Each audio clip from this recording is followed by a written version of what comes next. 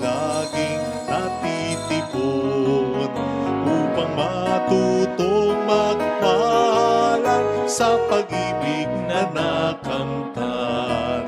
Buhay ay nialay niya sa dakilang Diyos Ama upang atin nang makamtan buhay na walang hanggan.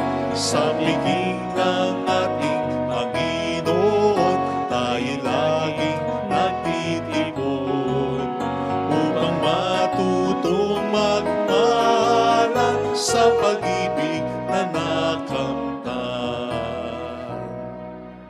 Sa ngalan ng Ama at ng Anak ng Espiritu Santo, Amen. sumayin niyo ang Panginoon. At sumayo rin. Upang tayo maging marapat sa misang ito, magsisimula po tayo para sa ating mga kasalanan at pagkukulang. Tayo pong lahat, inaamin ko sa makapangyarihang Diyos At sa inyo, mga kapatid, na lubha akong nagkasala sa isip, sa salita at sa gawa, at sa aking pagkukulang.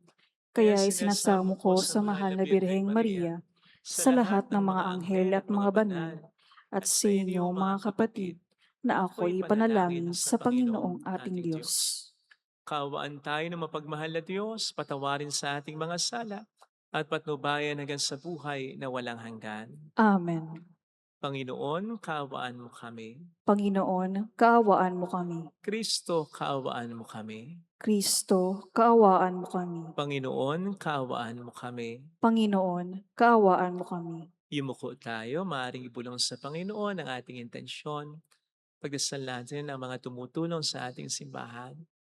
Pagdasal natin ang mga may sakit at ang mga nag-aalaga sa kanila. Pagdasal natin ang mga nagsisipag-kamisa. Kasama nating nagsisimba. Manalangin tayo. Ama naming makapangyarihan, sa iyo nagmumula ang tanang kabutihan. Pagbigyan mo ang aming mga kahilingan na sa iyong patnubay, ang iyong mga kinalulugdan ay aming mapag-isipan at sa iyong pag-akay ang mga ito ay aming magampanan. Sa pamamagitan ni Jesucristo, kasama ng Espiritu Santo magpasa walang hanggan. Amen.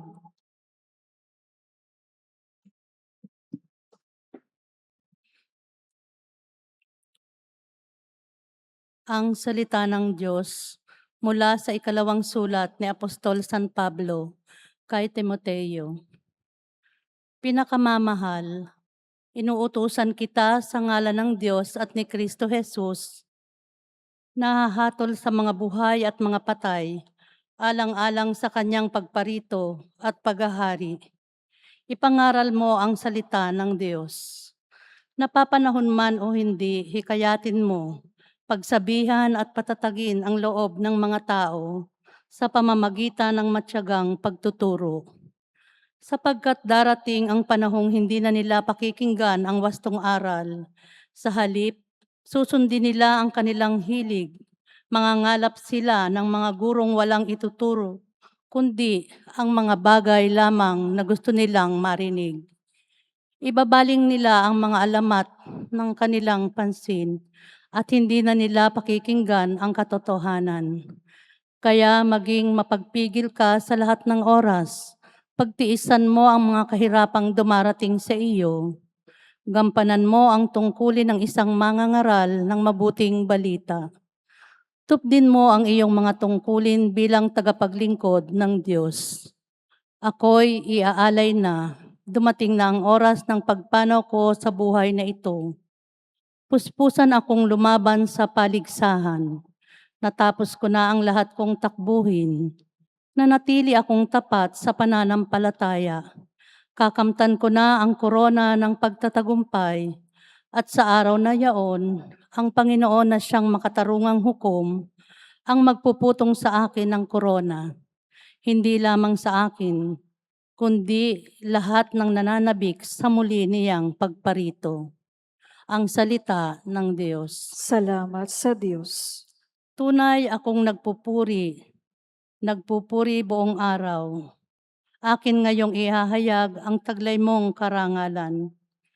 Ngayong ako'y matanda na, wag mo akong babayaan. Katawang ko'y mahina na, kaya ako'y huwag iiwan. Patuloy kong isasaysay ang dulot mong kaligtasan. Ako naman samantala ay patuloy na aasa, patuloy na pupurihin ka tuwina. Sapagkat ikaw ay dakila, patuloy kong isasaysay, maghapon kong ihahayag ang dulot mong kaligtasan. Patuloy kong isasaysay ang dulot mong kaligtasan. Pagkat ikaw, Panginoon, ay malakas at dakila, ang taglay mong katangi ay ihahayag ko sa madla. Sa pulpa sa pagkabata ako'y iyong tinuruan, hanggang ngayon sinasambit ang gawa mong hinangaan. Patuloy kong isasaysay ang dulot mong kaligtasan. Tutugtugin ko ang alpat pupurihin kitang tunay. Pupurihin kita, O Diyos, dahil sa iyong katapatan. Mga imno ng papuri sa alpa ko'y tutugtugin. Iuukol ko ang tugtog sa iyo, banal ng Israel. Patuloy kong isasaysay ang dulot mong kaligtasan.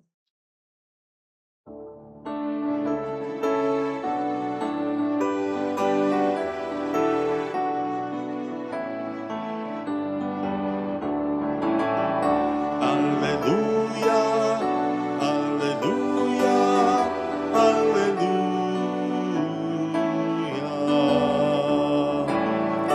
Alleluia, alleluia, alleluia.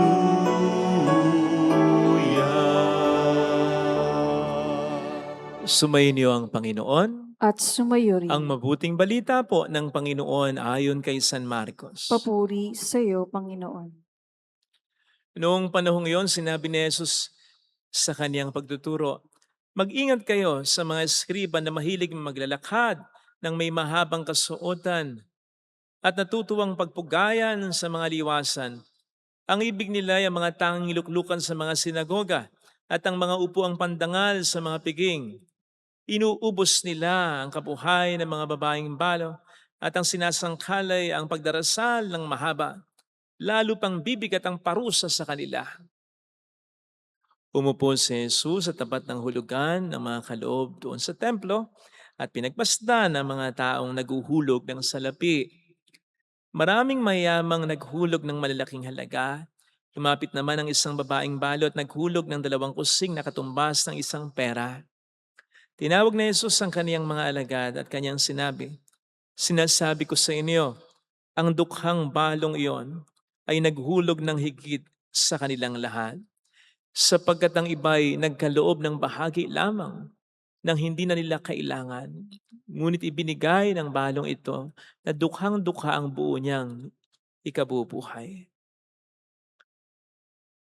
Mga kapatid, ang mabuting balita ng Panginoon. Pinupuri ka namin, Panginoong Hesukristo. Welcome sa Our Lady of Lasalle at Quasay Parish, kung saan ayos lang pong umiyak. Samahan tayo ng mahal na ina sa pag-iyak at sa pagdarasal upang maging maayos ang lahat. Ano po sa tingin ninyo yung pag na-achieve ninyo sa buhay ay pwede nyo sabihin, pwede na ako mamatay. Yung pag na-achieve nyo sa buhay ay magbibigay sa inyo ng kapanatagan kahit na kayo nasa manig na ng karamdaman na para bang ready na kayo na humarap sa Panginoon anytime. Ano? Perang naipon? Naipundar ng mga ari-arian? Magandang pangalan o kasikatan na matagal na panahong iningatan? Kapangyarihan na matagal na hinawakan? Ano? Narinig po natin sa ating unang pagbasa ang pamamaalam ni San Pablo kay Timoteo. Pero kung napansin po nyo, hindi malungkot dito si San Pablo. Hindi siya tulad ng mga mamamatay na naiiyak, hindi mo na makausap, fairy town, nawawala na ng pag-asa. At buti nga po sana kung ang magiging kamatayan ni San Pablo ay sakit lang, medyo madali-dali yan. No eh. He was in prison, awaiting martyrdom. Papatayin siya eh. Di ba nakatatakot yun? Kesa sa may sakit ka lang na malubha. Mas nakatatakot yung, alam mo, anytime, kay lakas-lakas mo, papatayin ka, pugutan ka ng ulo. Diba? Pero tingnan po ninyo yung disposisyon ni St. Paul. Hindi siya malungkot. Hindi man siya humahalakhak, hindi man siya tumatawang madalas. Masaya siya. Kasi fulfilled siya. Kaya nandun ang kanyang pag-asa, and therefore, nakapagbibigay pa siya ng pag-asa sa kabila ng kalagayan niya. Imagine that. Pero siguro ang mas magandang tanong ay, saan ang gagaling yun? Wala naman siyang naipunda ng mga ari-arian, wala siyang naipon na pera, at lalong wala siyang na-enjoy na kapangyarihan, kasikatan, kahit na isang magandang pangalan sa mata ng karamihan. Kasi even after his conversion, marami pang nagdududa. Di lamang sa kanyang kakayanan, kundi sa kanyang kabutihan. Tunay nga pa yung kabutihan ng Pablo na yan.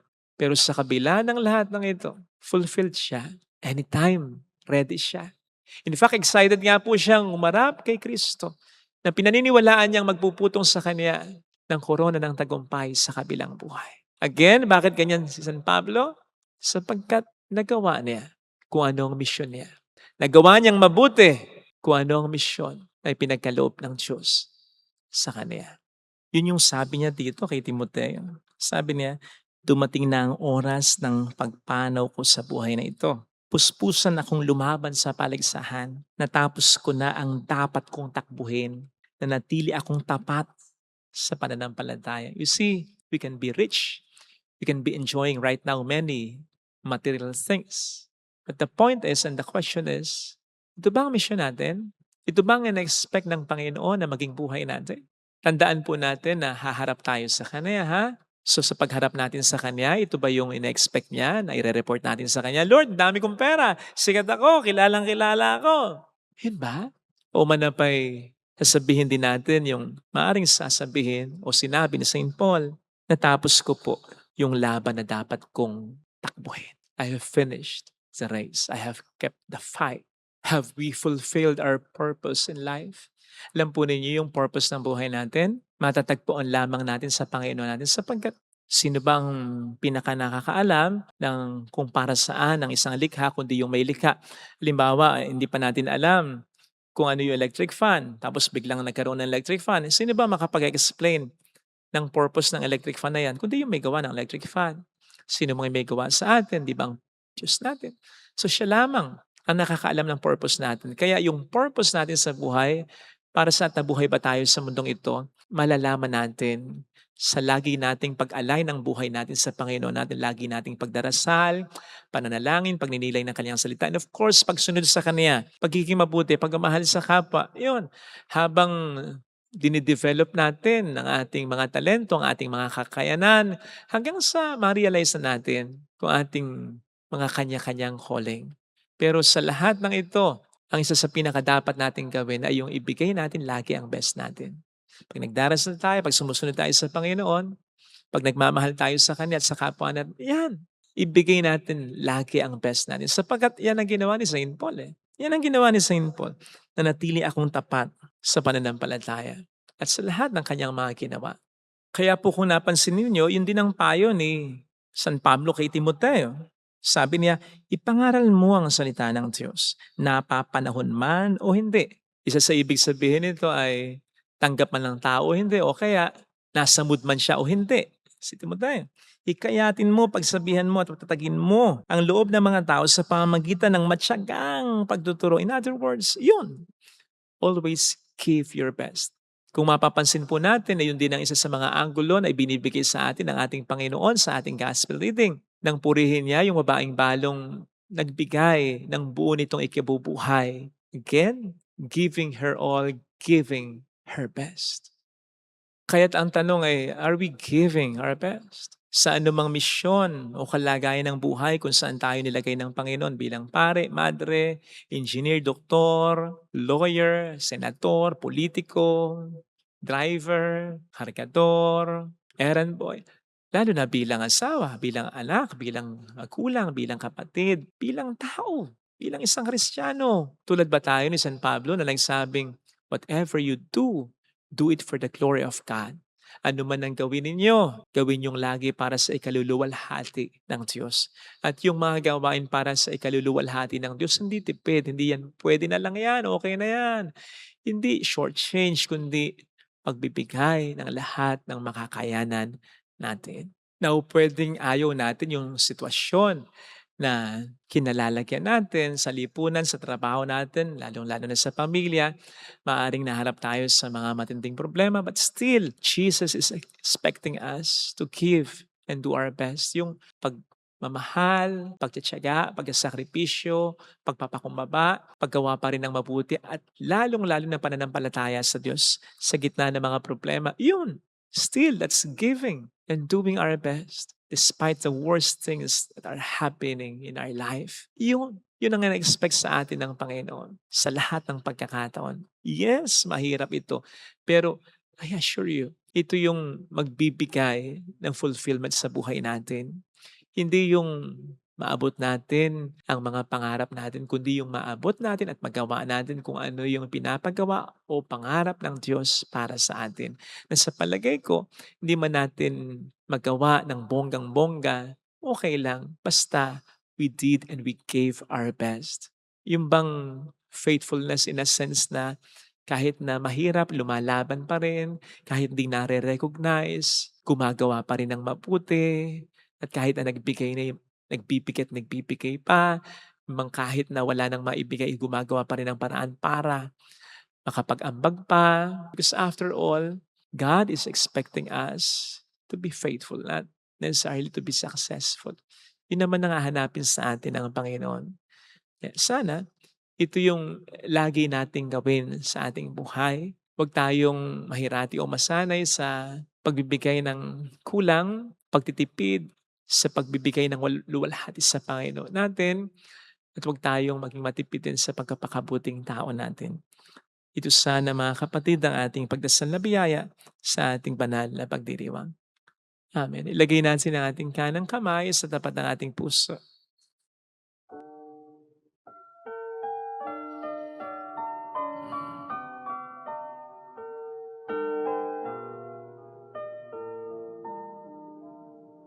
Alam kong may magagawa ang Diyos. May magagawa ang Diyos. Alam kong may magagawa ang Diyos. Alam kong may magagawa ang Diyos. Kung ako'y magtatapat, Kung ako'y magtatapat, sa Kanya'y maglilingkod. Sa Kanya'y maglilingkod. Alam kong may magagawa ang Diyos. Kung may magagawa ang Diyos. Alam kong di ringgin ng Diyos ang samo ko, Alam kong sapagkat mahal niya ako. diringgin ng Diyos ang samo ko. I have finished the race. May kanya-kanya tayong laban at karera sa mundong ito. Yun ang pagtunan mo. Mag-focus ka. Samo ko.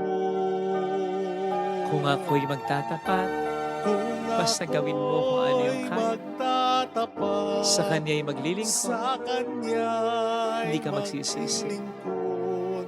Alam kong di ringgin ng Diyos ang samo. Diringgin ng Diyos ang samo Pumikit tayo, ko. Panginoon. Tulungan mo po kami na magawa ang iyong kalooban, na makamit namin ang pinapangarap mo para sa amin. Nang sa gayon magkaroon ng kahulugan ng aming buhay, magkaroon ng kahuhulugan, hindi yung palutang-lutang, hindi yung kung saan-saan napupunta, hindi yung parang nadadaan lang ng agos. Tulungan mo po kaming magkaroon ng direksyon ng buhay namin sa paraan na iyong nananais. At kalugod-lugod sa iyo, aming Panginoon. Tulungan mo po kaming mag-ikumpara ang aming buhay sa iba for as long as ginagawa namin ang mga dapat naming gawin ayon sa plano mo para sa amin. Hallelujah! Hallelujah. Hallelujah! Hallelujah. Maibigay nawa namin ang best namin sa kabila ng mga hindi magandang nangyayari sa buhay namin. Huwag nawa namin idepende ang aming pag-ibigay sa ibinibigay sa amin o natatanggap namin. Hallelujah! Sa mga nangyayari sa amin. Babalik ang Panginoon upang tayo ay tapat siya sa kaniyang mga pangako sa atin. Sabihin mo sa sarili mo, mayroong magandang mangyayari sa iyo. Higit pa sa inaasahan mo sapagkat mahal ka ng Diyos. Kung lalapit ka kay Jesus, maaaring matagal, maaaring maging mahirap, pero magiging maayos ayos din ang lahat. Kakay Jesus, mayroong magandang mangyayari sa iyo. Kung lalapit kay Jesus, kung lalapit kay Jesus. papuri sa Ama at sa Anak at sa Espiritu Santo. Kaparan sa unang-una ngayon magpakailanman at magpasawalang hanggan. Amen. Pag-aalay.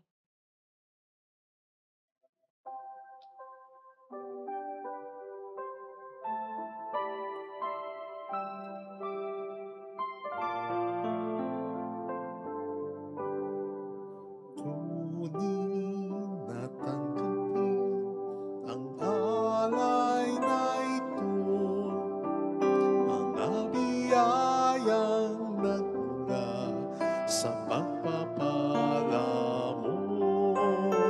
Tanda ng bawat puso pagkat tinibig mo, ngayon'y nananalig, nagmamahal sa'yo.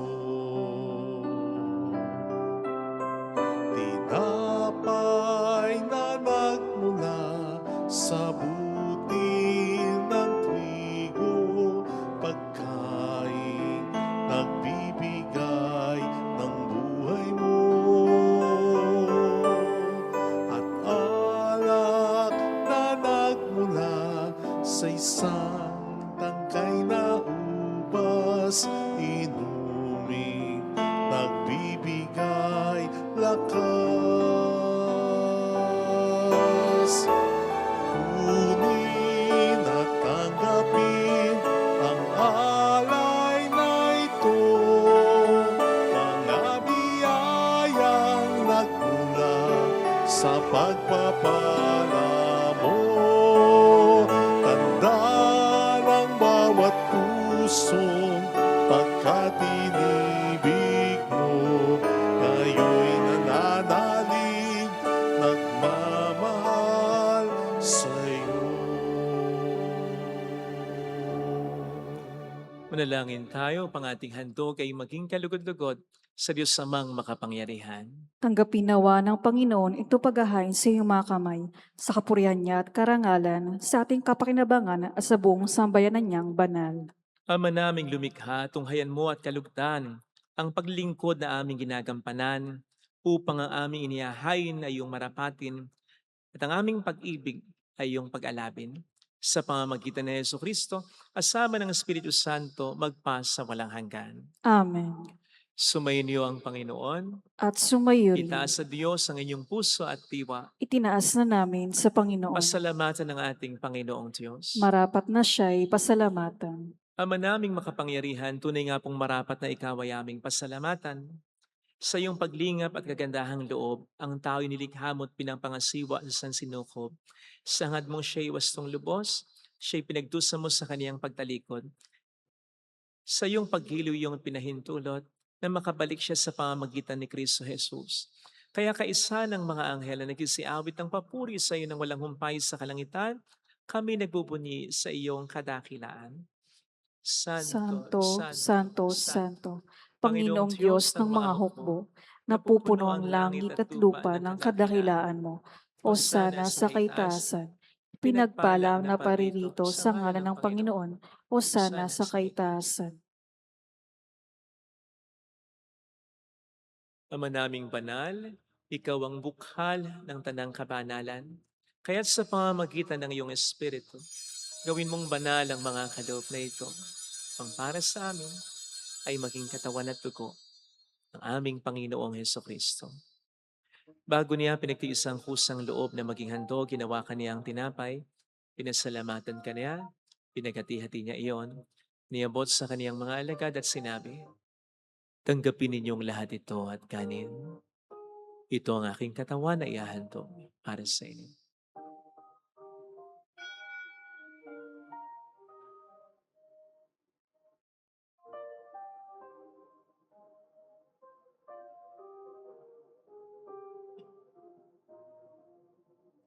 Gayun din naman ang matapos ng hapunan, hinawakan niya ang kalis. Muli kaniyang pinasalamatan, niabot niya ang kalis sa kaniyang mga alagad at sinabi, "Tanggapin ninyong lahat ito at inumin. Ito ang kalis ng aking dugo ng bago't walang hanggang tipan. Ang aking dugo na ibubuhos para sa inyo at para sa lahat. Sa ikapagkapatawad ng mga kasalanan, gawin niyo ito sa pag-alala sa akin."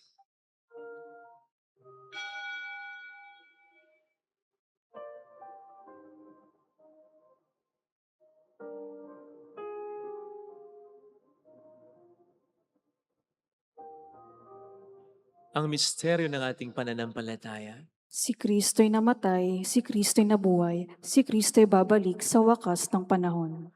Ama, ginagawa namin ngayon ang pag-alaala sa pagkamatay at muling pagkabuhay ng iyong anak. Kaya inialay namin sa iyo ang tinapay ng buhay at ang kalis ng kaligtasan. Kami nagpapasalamat dahil kami iyong minarapat at tumayo sa harap mo para maglingkod sa iyo. Sinasamo namin kami na magsasalo sa katawan at dugo ni Kristo ay mabuklod sa pagkakaisa sa pamamagitan ng Espiritu Santo. Ama, lingapin mo ang iyong simbahang laganap sa buong daigdig. Puspusin mo po kami sa pag-ibig. Kaysa ni Leon na aming Papa, ni Tanis na aming Obispo at ang Tanang Kaparian. Alalahanin mo po ang mga kapatid naming nahimlay na may pag-asang sila'y muling mabubuhay, lalo na po ang aming mga ipagdarasal. Saglit nating alalahanin at pagdasal ang ating mga kakilalang yumauna.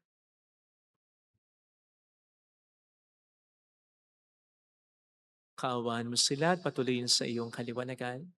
Kaawaan mo at paging tapatin kaming lahat na makasalo sa iyong buhay na walang wakas. Kaysa ang mahal na birhen ng Lasalet, ang ina ng Diyos, si San Jose, ang kabiyak ng kanyang puso, lahat ng mga banal na namuhay dito sa daigdig ng kalugod-lugod sa iyo. May pagtiwang nawa namin ang pagupuri sa ikararangal mo sa pamamagitan ng iyong anak na aming Panginoong Heso Kristo.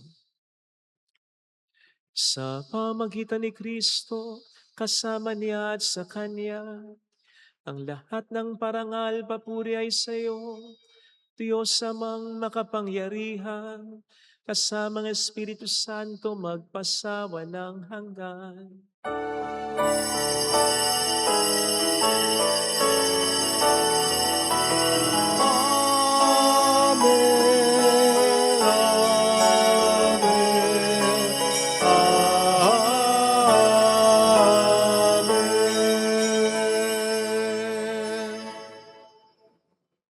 Tumawag tayo sa Ama.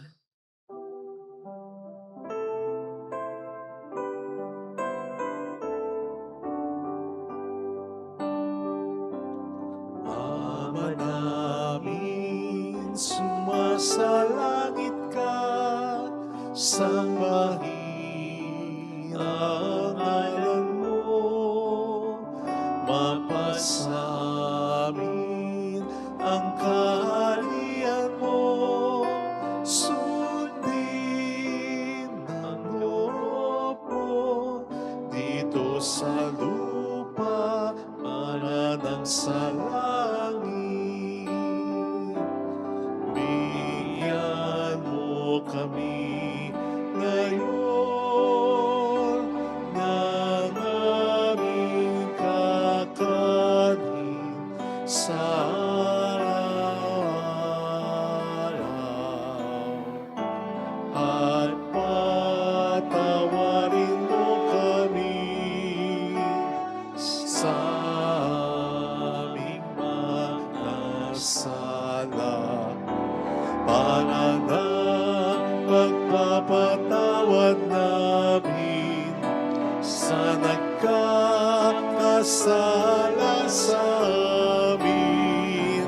At huwag mo kaming ipaintulot sa tukso, at iadya mo kami sa lahat ng masama. Iniling namin kami adiyan sa lahat ng masama, pagkalooban ng kapayapaan na araw-araw iligtas sa kasalanan, samantalang aming pinaghahandaan ng dakilang araw ng pagpapahayag ng tagapagligtas naming sa Heso Kristo. Sapagkat iyo ang kaharian, ang kapangyarihan at ang kapurihan magpakailanman. Amen. Panginoong Jesucristo, sinabi mo noon, sinasabi mo rin sa amin ngayon, kapayapaan ang iniiwan ko sa inyo, ang aking kapayapaan ang ibinibigay ko. Tunghayin mo ang aming pananampalataya, wag kang aming pagkakasala. Pagkalooban mo kami ng kapayapaan at pagkakaisa ayon sa iyong kalooban. Kasama ang Espiritu Santo magpasa walang hanggan. Amen. Ang kapayapaan ng Panginoon ay sumainyo daw ang lahat. At sumayo rin. Magbigayan tayo ng kapayapaan sa isa't isa. Kapayapaan po. Peace be with you. Kordero ng Diyos, Na nag-aalis ng mga kasalanan ng sanlibutan, maawa ka sa amin. Kordero ng Diyos na nag-aalis ng mga kasalanan ng sanlibutan, maawa ka sa amin. Kordero ng Diyos na nag-aalis ng mga kasalanan ng sanlibutan, ipagkaloob mo sa amin ang kapayapaan.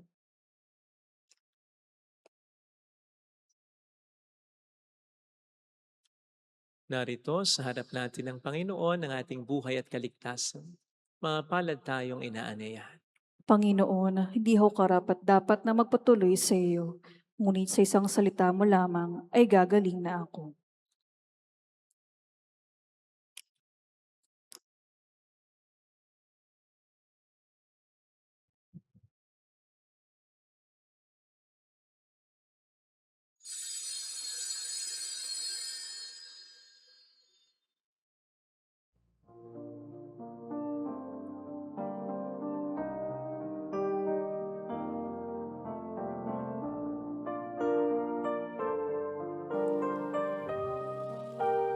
Panalangin para sa espiritual na pakikinabang. Panginoong Hesus, ako ay naniniwala na ikaw ay nasa kabanal-banalang sakramento. Iniibig kita ng higit sa lahat at ninanasa kong tanggapin ka sa aking kaluluwa. Sapagkat sa mga sandaling ito, hindi kita matatanggap sa sakramento. Tumuloy ka sa espiritu sa aking puso. Niyayakap kita na parabang naririto ka na. Inaalay ko ng buong buo ang aking sarili sa iyo. Huwag mong hayaang mawalay ako sa iyo. Amen.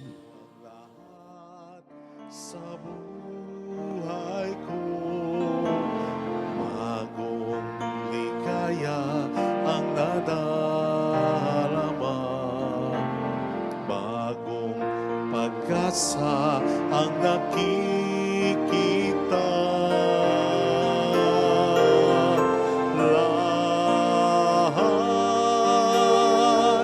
Lahat ay aking ibibigay pati aking buhay upang purihin siya.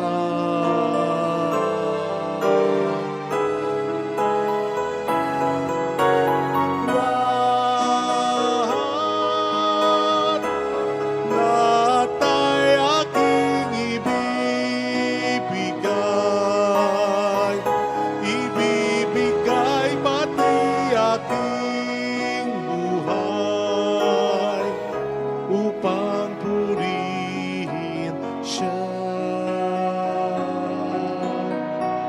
Upang purihin siya. Upang purihin siya.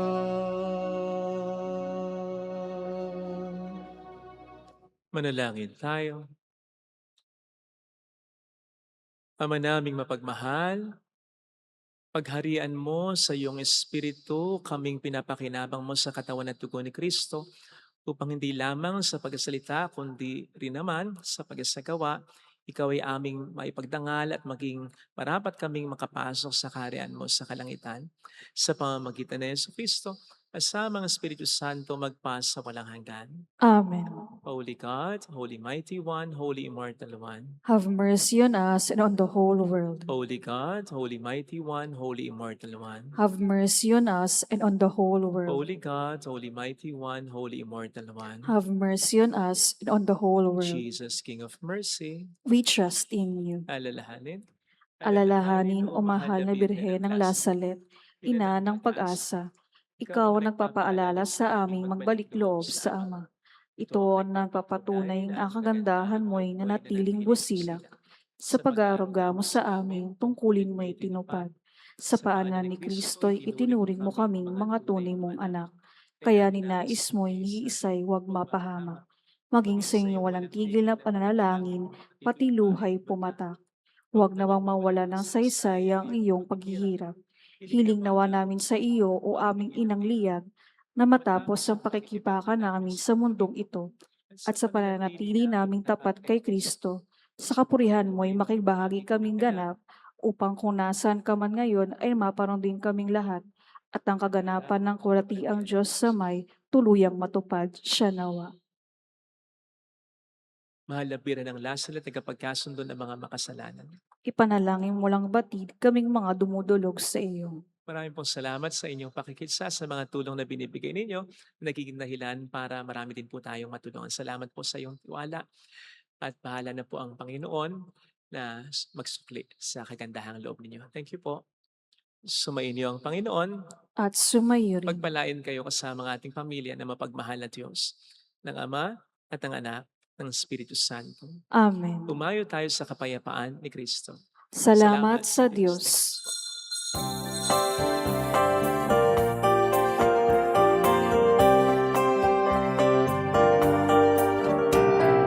Aming iniaalay ang pag-ibig na walang kapantay. O kay sarap mabuhay kung may nagmamahal,